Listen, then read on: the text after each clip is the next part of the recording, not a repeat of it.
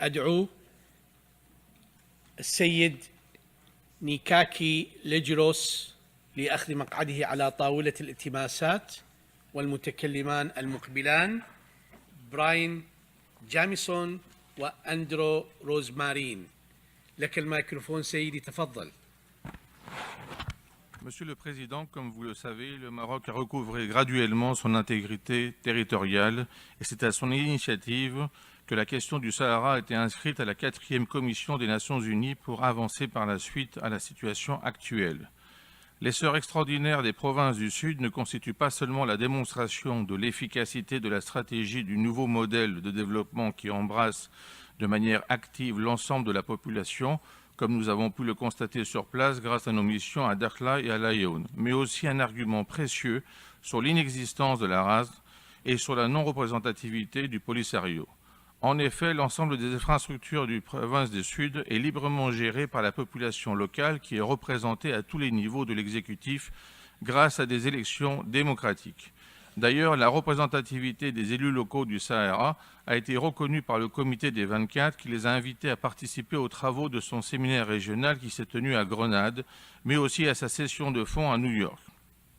Le développement durable de la région montre par les faits et les actes que la réalité est totalement différente de l'appareil de propagande du Polisario qui a de plus en plus de mal à convaincre qui que ce soit, car il est resté enclavé dans une idéologie du passé qui n'a jamais pu mettre en place sa politique sur le plan pratique. C'est d'ailleurs pour cette même raison que de nombreux États ont annulé purement et simplement leur reconnaissance de la race, car ils ont réalisé qu'aucun substrat politique, social ou même culturel ne pouvait soutenir son argumentaire et son existence même en tant que structure étatique.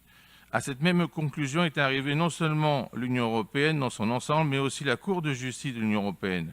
Et nous ne devons pas oublier que jamais aucun L'État de l'Europe et de l'Amérique du Nord n'a reconnu la race et que l'écrasante majorité de l'Asie est dans la même situation.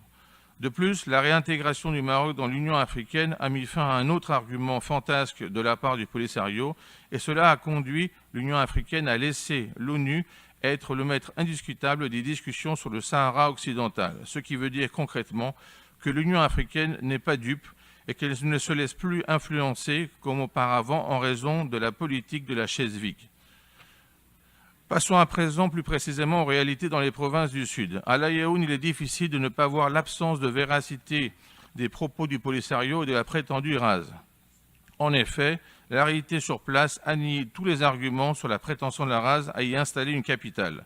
D'ailleurs, même sa capitale temporaire, à Tifariti, n'est que l'ombre des camps de Tindouf. La vie à Laayoune prouve que la population locale n'attend rien des discours de propagande du Polisario et elle se moque bien de la race qu'elle ne voit que comme un vestige d'un passé idéologique dégénéré. Car la population à Laayoune, tout comme à Dakhla, désire vivre dans une réalité stable et durable.